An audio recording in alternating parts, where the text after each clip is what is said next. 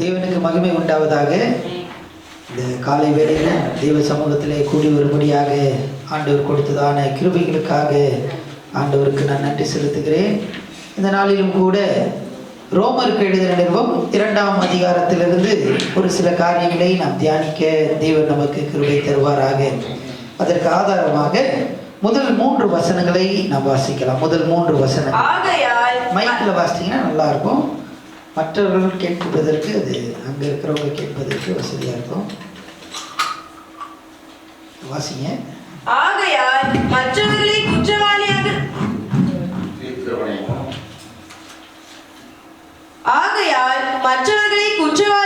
தீர்க்கிறவனே, நீ யாரானாலும் சரி, போக்கு சொல்ல உனக்கு இடமில்லை. நீ குற்றமாக தீர்க்கிறவைகளை எவைகளோ அவைகளை நீயே செய்கிறபடியால் நீ மற்றவர்களை குறித்து சொல்லுகிற தீர்ப்பினாலே உன்னை தானே குற்றவாளியாக தீர்க்கிறாய். இப்படிப்பட்டவைகளை செய்கிறவர்களுக்கு தேவனுடைய நியாய தீர்ப்பு சத்தியத்தின்படியே இருக்கிறது என்று அறிந்திருக்கிறோம். இப்படிப்பட்டவைகளை செய்கிறவர்களை குற்றவாளிகள் என்று தீர்த்தும் அவைகளையே செய்கிறவனே, நீ தேவனுடைய நியாய தீர்ப்புக்கு தப்பிக் கொள்ளலாம் என்று நினைக்கிறாயோ? வாசித்ததான இந்த பகுதியிலே ஒரு வார்த்தை அடிக்கடியாக பயன்படுத்தப்படுகிறதை நாம் பார்க்கிறோம். தேவனுடைய நியாய தீர்ப்பு, தேவனுடைய நியாய தீர்ப்பு என்ற வார்த்தை பயன்படுத்தப்படுகிறதை நாம் பார்க்கிறோம். இந்த பகுதியிலே பரிசுத்த பவுல் எதை அவர் குறிப்பிடுகிறார் என்றால், நாம் எல்லாருக்கும் ஒரு நியாய தீர்ப்பு என்று ஒன்று உண்டு என்பதை அவர் சொல்லுகிறதை நாம் பார்க்கிறோம். நாம் எல்லாரும் ரட்சிக்கப்பட்டவர்கள், நாம் எல்லாரும் ஆண்டவராகிய இயேசு கிறிஸ்துவினாலே கழுவப்பட்டவர்கள், பாவ மன்னிப்பின் நிச்சயத்தை நாம் பெற்றவர்கள்.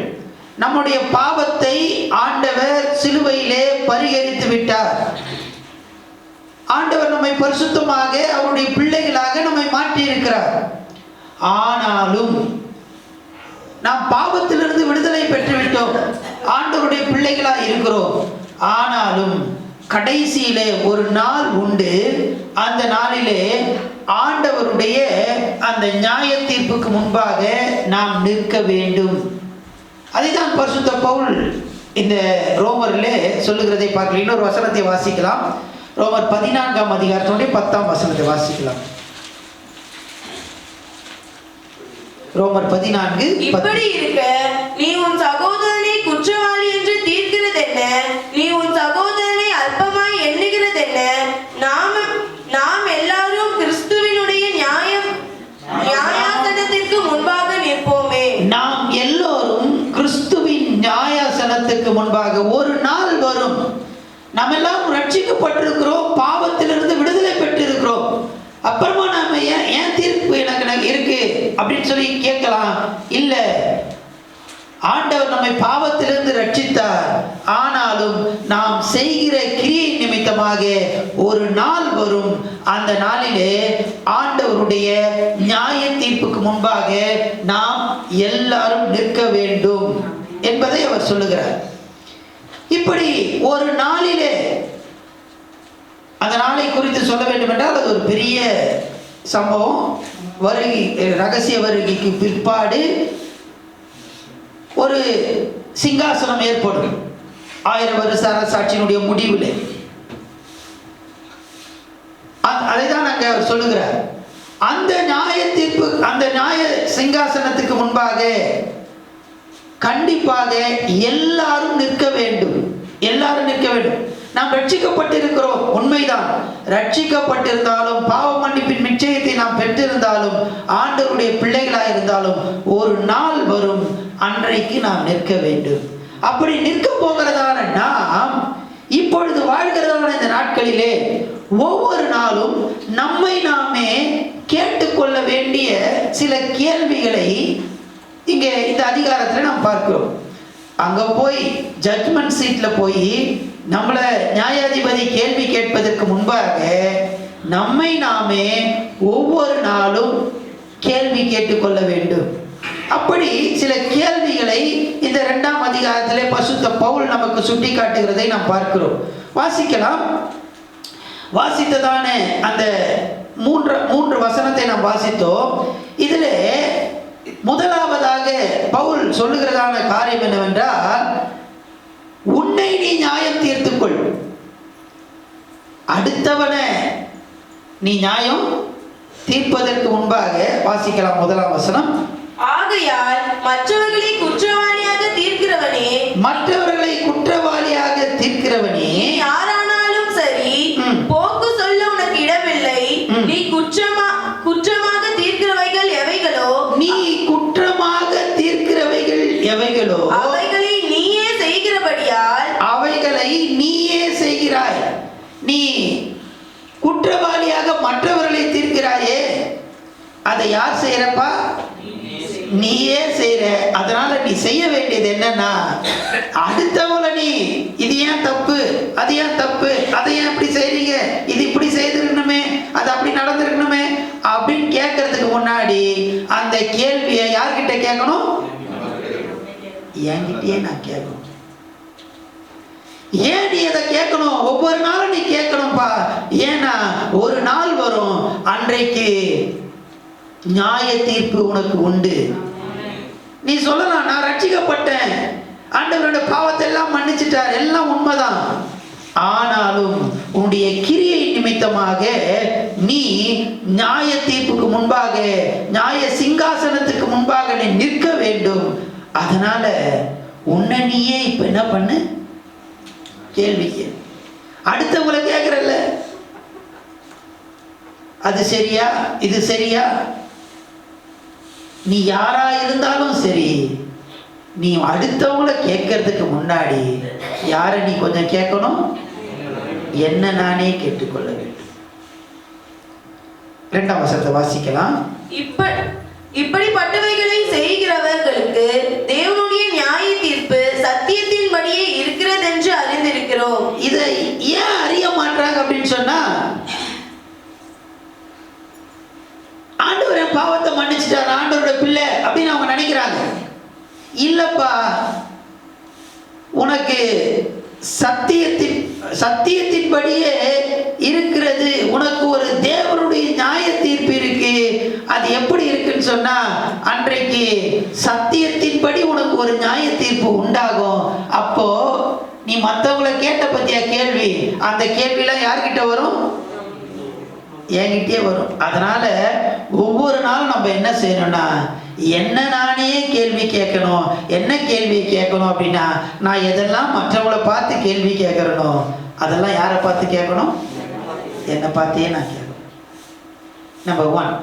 இரண்டாவதாக 4ஆம் வசனத்தை வாசிக்கலாம். அல்லது தேவ தயவு நீ குணப்படும்படி உன்னை ஏவுகிறதென்று அறியாமல் அவருடைய தயவு, பொறுமை, நீடிய சாந்தம் இவைகளின் ஐஸ்வர்யத்தை அசட்டை பண்ணுகிறாயோ? தேவ தயவை அசட்டை பண்ணுகிறாயா? ஆண்டவர் இந்த நாட்களில் வர்ஷிப்ல அழகா சொன்னாங்க, ஆண்டவர் நம்மேலே அதிகமாக கிருபை பாராட்டி இருக்கிறார், தயவை பாராட்டி இருக்கிறார். நான் பலமுறை யோசித்து பார்ப்பேன். நேற்றைய தினத்தில் கூட அதிகமாக அதை நான் யோசித்தேன். என்னிடத்துல என்ன இருக்கு? என்கிட்ட ஒண்ணுமே இல்லை. ஆண்டவர் ஆனா என்னை நேசித்தார்.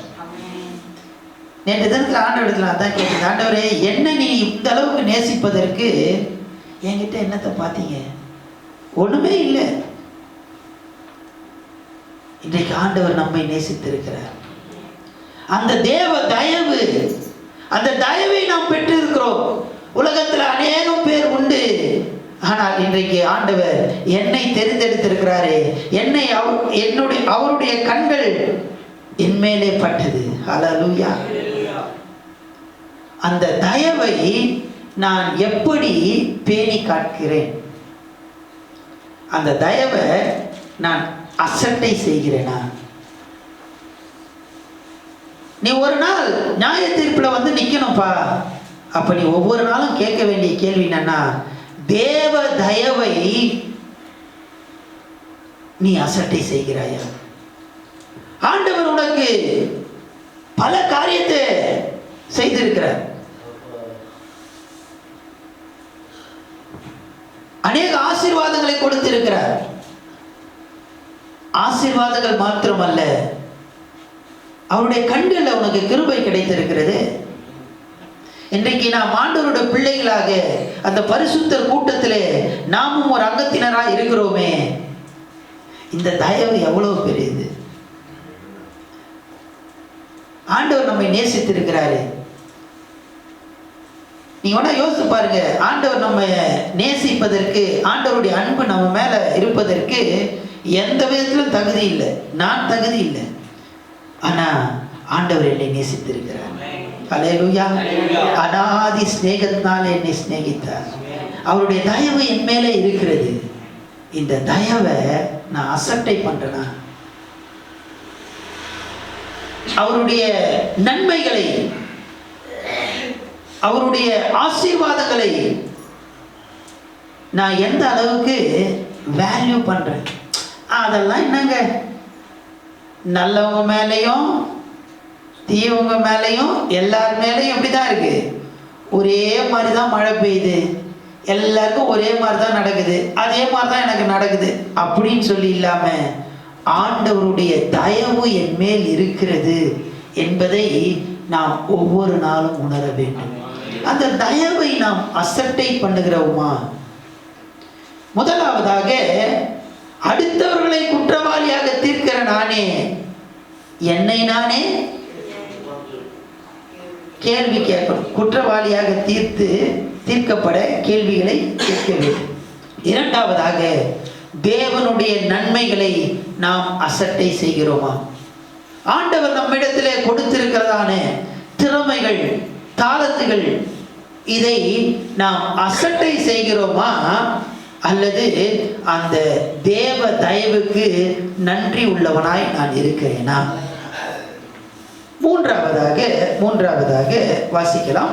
5ஆம் வசனத்திலிருந்து வாசிக்கலாம். உன் மன கடினத்திற்கும் குணப்படாத இருதயத்திற்கும் ஏற்றபடி தேவனுடைய நீதியுள்ள தீர்ப்பு வெளிப்படும் கோபாக்கினை நாளிலே உனக்காக கோபாக்கினையை குவித்து கொள்ளுகிறாயே. தேவன் அவனுடைய கிரியைகளுக்கு தக்கதாய் அவனுக்கு பலன் அளிப்பார். சோர்ந்து போகாமல் நற்கிரியைகளை செய்து மகிமையையும் கனத்தையும் அழியாமையையும் தேடுகிறவர்களுக்கு நித்திய ஜீவனை அளிப்பார். சண்டைக்காரராய் இருந்து சத்தியத்திற்கு கீழ்ப்படியாமல் அநியாயத்திற்கு கீழ்ப்படிந்திருக்கிறவர்களுக்கோ உக்கிர கோபாக்கினை வரும். முன்பு யூதரிலும் பின்பு கிரேக்கரிலும் பொல்லாங்கு செய்கிற எந்த மனுஷ ஆத்மாவுக்கும் உபத்திரவமும் வியாகுலமும் உண்டாகும். முன்பு யூதரிலும் பின்பு கிரேக்கரிலும் எவன் நன்மை செய்கிறானோ அவனுக்கு மகிமையும் கனமும் சமாதானமும் உண்டாகும். தேவனிடத்தில் பட்சபாதம் இல்லை. தேவனிடத்தில் பட்சபாதம் இல்லை. நீ நியாயசனத்துக்கு வந்து நிற்கும் போது, இந்த 5ஆம் வசனத்திலையும் பார்த்தீங்கன்னா அந்த நியாய தீர்ப்பை குறித்து சொல்லப்பட்டிருக்கிறது. அங்க போய் பட்சபாதம் ஒண்ணுமே, ஆண்டவர் நீதி உள்ள தேவன். இங்கே சொல்லப்படுகிறதான காரியம் என்னவென்றால், உன்னுடைய விசுவாசம் செயலின் மூலமாக நிரூபிக்கப்படுகிறதா? 7ஆம் வசனத்திலே வாசிக்கிறோம், சோர்ந்து போகாமல் நற்கிரியைகளை செய்து. நாம் விசுவாசிகளாய் இருக்கிறோம், நாம் விசுவாசிக்கிறோம்.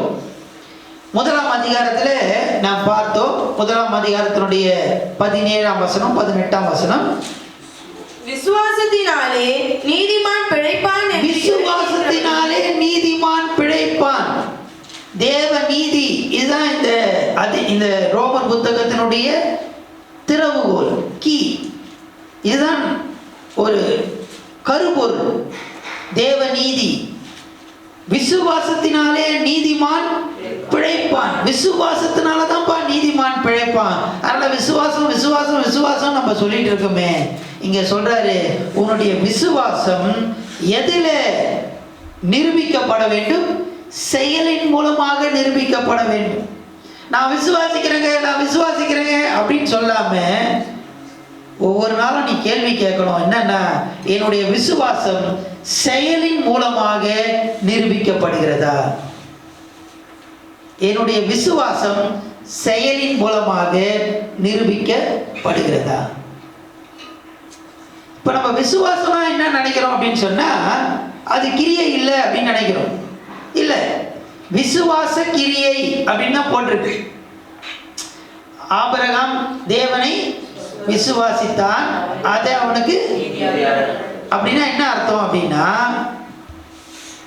விசுவாசம் செயல்பட வேண்டும். நீதி அப்படின்னு நம்ம சொல்றோம் பாத்தீங்களா, நீதி. நீதி அப்படின்னா என்ன அப்படின்னு சொன்னா, நீதி என்பது செயல்பாடு. உதாரணத்துக்கு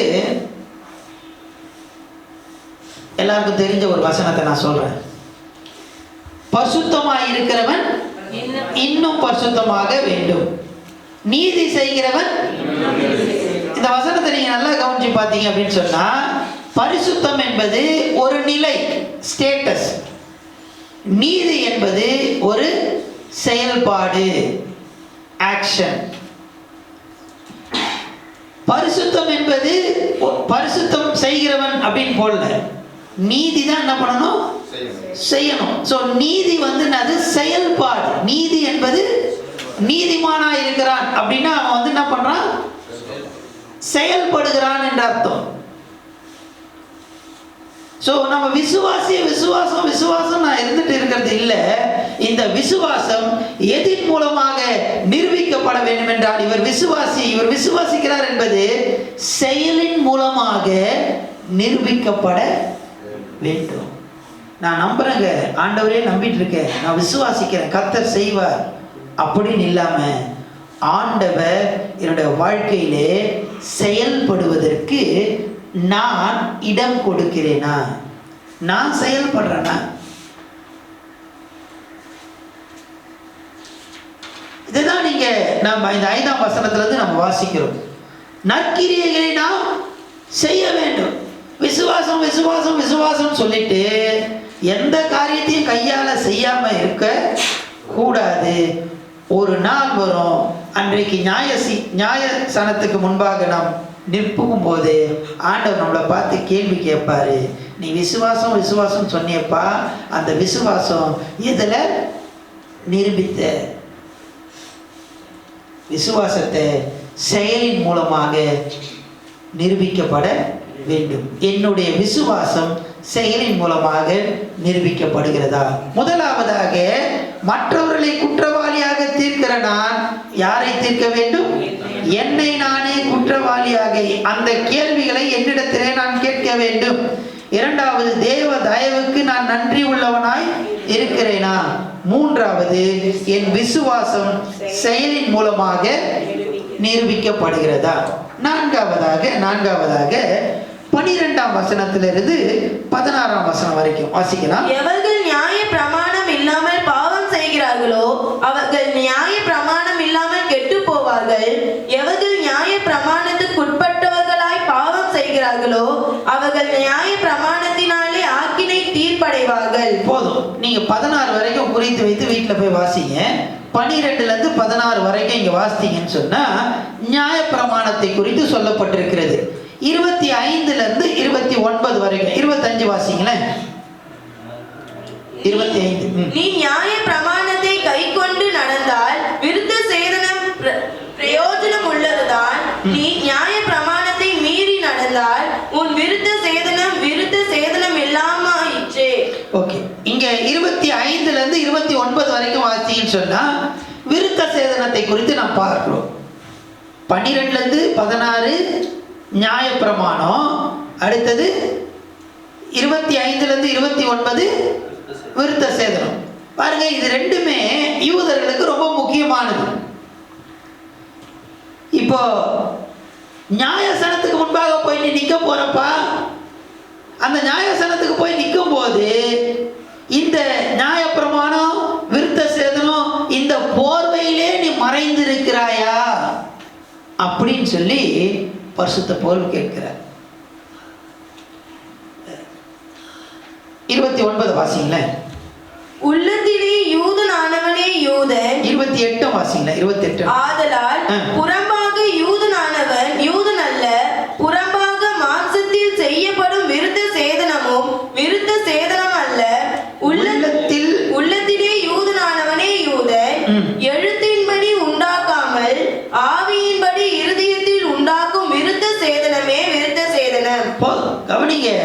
இங்க என்ன சொல்றாருன்னு சொன்னா, மத போர்வையில நீ மறைந்து இருக்கிறாயா? ஒவ்வொரு நாளும் நான் கேள்வி கேட்டுக்கணும் என்ன பார்த்து. இந்த நியாயப்பிரமாணம், விருத்த சேதனம் இதுக்குள்ளவே நான் மறைஞ்சு கொண்டு நான் இருக்கிறேனா? அவங்க என்ன சொல்றாங்க, நான் யூதன், நான் நியாயப்பிரமாணத்தின்படி வாழ்கிறேன், நான் விருத்த சேதனம் பண்ணப்பட்டிருக்கேன். இதை தான் என்ன பண்றாங்க, பெருமையா பேசிக்கிறாங்க. இன்னைக்கு நம்ம நியாயப்பிரமாணத்தை குறித்தோ விருத்த சேதனத்தை குறித்தோ பெருமை பேசுறது இல்லை. ஆனா நம்ம எதின் போர்வையில் இருக்கிறோம்னு சொன்னா, நான் எந்த ஊர் தெரியுமா, எங்க எந்த ஊர், அடுத்தது ஊருன்னு கேட்டதுமே அடுத்தது என்னதான் வரும்?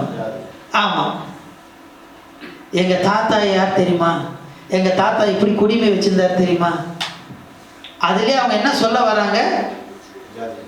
ஆமா, அததான் சொல்ல வராங்க. இந்த போர்வையிலே நம்ம இருக்கிறோமா? ஒரு நாள் வரும், நம்ம எல்லாரும் எங்க போய் நிற்போம்?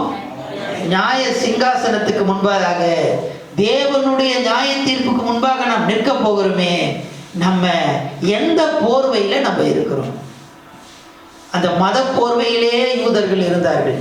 இன்றைக்கு நம்ம ஊர் போர்வையில அல்லது ஊருக்கு பின்னாடி வருகிறதானே. ஆமா,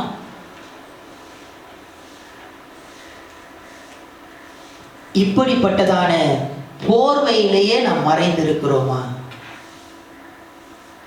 மத போர்வையில் நாம் மறைந்திருக்கிறோமா? நான்காவதாக, ஐந்தாவதாக, கடைசியாக வாசிக்கலாம். 17ஆம் வசனத்திலிருந்து 24ஆம் வசனம் வரைக்கும், 17லிருந்து 24 வாசிக்கலாம். நீ யூதன் என்று பெயர் பெற்று நியாய பிரமாணத்தின் மேல் பற்றுதலாய் இருந்து தேவனை குறித்து மேன்மை பாராட்டி நியாய பிரமாணத்தினால் உபதேசிக்கப்பட்டவனாய் அவருடைய சித்தத்தை அறிந்து நன்மை தீமை இன்னதென்று வகையறுக்கிறாயே. நீ உன்னை குருடருக்கு வழிகாட்டியாகவும் அந்த காலத்தில் உள்ளவர்களுக்கு வெளிச்சமாகவும் பேதைகளுக்கு போதகனாகவும் குழந்தைகளுக்கு உபாத்தியனாகவும் நியாய பிரமாணத்தின் அறிவையும் சத்தியத்தையும் காட்டிய சட்டமுடையவனாகவும் எண்ணுகிறாயே. இப்படி இருக்க மற்றவனுக்கு போதிக்கிற நீ உனக்கு தானே போதியாமல் இருக்கலாமா? களவு செய்யக்கூடாது என்று பிரசங்கிக்கிற நீ களவு செய்யலாமா? போதும் போதும் போதும். இந்த அதிகாரத்தில் நிறைய கேள்விகள் உண்டு. அந்த கேள்விகளை தான் அவர் சொல்றாரு. இந்த கேள்வியெல்லாம் எப்போ வரும் அப்படின்னு சொன்னா, நியாய தீர்ப்புல வரும்பா. அதனால இப்பவே அதை நீ என்ன பண்ண, ஒவ்வொரு நாளும் உன்னை கேட்டு பார்த்துக்கொள். இங்கே கடைசியாக அவர் சொல்லுகிறதான காரியம் என்னவென்றால், நான் போதிக்கிறதை பயிற்சி செய்கிறேனா? நான் போதிக்கிறதை பயிற்சி செய்கிறேனா? இங்க நியாயப்பிரமாணத்தை நீ அழகா போதிக்கிற. 18ஆம் வசனத்துல பார்த்தீங்கன்னு சொன்னா, அவருடைய சித்தத்தை அறிந்து நன்மை எது தீமை எது அப்படின்னு சொல்லி அழகா என்ன பண்ற, வகையறுக்கிறாய். வகையறுக்கிற போதகருக்கு போதிக்கிற நீ அதை என்ன பண்ணணும், பயிற்சி செய்யணும். நீ அழகா பிரசங்கம் பண்றத கை கொள்ளுகிறாயா? 19ஆம் வசனத்தை வாசிக்கலாம். நீ உன்னை குருடருக்கு வழிகாட்டியாகவோ அந்த காலத்தில் உள்ளவர்களுக்கு வெளிச்சமாகவோ. குருடருக்கு வழிகாட்டியா இருக்கிறாய், அந்த காலத்தில் உள்ளவர்களுக்கு வெளிச்சமாயிருக்கிறாய். 21ஆம் வசனம், இப்படி இருக்க மற்றவனுக்கு போதிக்கிற நீ உனக்கு தானே போதிக்காமல் இருக்க. நீ மற்றவங்களுக்கு எல்லாம் போதிக்கிறப்பா, ஆனா அதை நீ என்ன பண்ண மாட்ட, செயல்படுத்த மாட்ட, அதை பயிற்சி செய்ய மாட்டியே. மற்றவர்களுக்கு நன்மை எது தீமை எது எப்படி நடக்கணும் எல்லாம் சொல்லி கொடுக்குற சரிதான். ஆனா போதிக்கிறதை நான் பயிற்சி செய்கிறேனா? இன்னைக்கு மற்றவர்களுக்கு சொல்லுகிறத நான் செயல்படுத்துகிறேனா? இந்த 5 காரியங்கள் இந்த அதிகாரத்தில் காணப்படுகிறது. ஒன்று, என்னை நானே கேட்டுக்கொள்ளணும். அந்த கேள்விலாம் மற்றவங்கள கேட்குற கேள்வி, மற்றவங்கள கேட்குறத என்ன நானே கேட்டுக்கொள்ள வேண்டும். தேவ தயவை அசட்டை பண்ணுகிறேனா? என் விசுவாசம் செயலின் மூலமாக நிரூபிக்கப்படுகிறதா? மத போர்வையில் நான் மறைந்திருக்கிறேன். மத போர்வை, மதம் அப்படின்றது அங்கத்துக்கு சொல்லப்படுறது. நம்ம ஊரில் சொல்லணும் அப்படின்னு சொன்னால் ஊரு, ஆமாம், ஊரு, ஜாதி, அந்த மாதிரி சில பேர்லாம் இருக்கும். சிலருக்கு பார்த்தீங்கன்னா அந்த பேருக்கு பின்னாடி என்ன இருக்கும், அவங்களுடைய கம்யூனிட்டி பேர் என்ன பண்ணோம் இருக்கும். So and so Naidu, so and so Mudaliar அப்படின்லாம் இருக்கும். இந்த போர்வையிலே நான் இருக்கிறேனா? அப்படி நம்ம இருந்தோம்னு சொன்னால் ஒரு நாள் எங்கே வந்து நிற்போம்? நியாயசனத்தில் நிற்போம். அப்போ என்ன பதில் சொல்ல போகிறோம்? கடைசியாக நான் போதிக்கிறதை பயிற்சி செய்கிறேனா?